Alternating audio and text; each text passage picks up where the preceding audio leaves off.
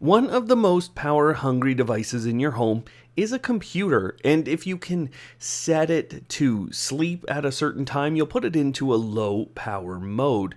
Now, one of the great pieces of software that you can get today is called Assistant Computer Control.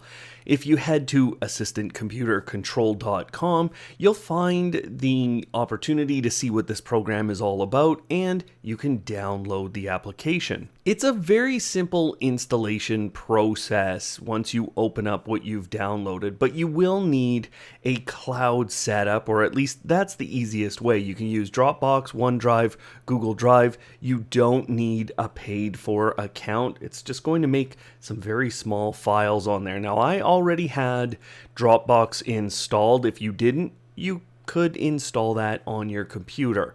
Then you're going to need to use If This Then That, and you can get a free account there. When you're looking at the installation process, it appears that you'd just be able to use this with voice assistants, and you can, but actually you can do this with just about any kind of If This Then Then applet. So I'm going to show you how to create an applet that puts your computer to sleep, and if you need more options or you want to do more with your computer, then look through that assistantcomputercontrol.com site.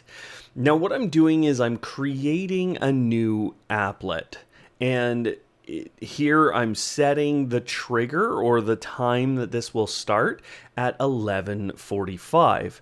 Now that means at 11:45, If This Then That as a service will start this applet, and it will execute any of the actions that I put into the then side of things. Here's my action. I'm choosing Dropbox, and I'm choosing to create a text file. The file name will be computer action, and all I put in the content is sleep. Now, the Dropbox folder path really does matter, so make sure you get this exactly right, as well as the file name and the command. But Assistant Computer Control, and then that slash there. Then I'm hitting Create Action. Now, if you don't have Dropbox connected to If This Then That, you'll have to do that. Make sure it's the same one as what's installed on your computer. But now, every day at 11:45 p.m., my computer will go to sleep. You could obviously use a ton of other triggers for different services or different reasons that you wanted to turn this off. And at this point, the sky's the limit for you. So go forth and create great functions with your computers.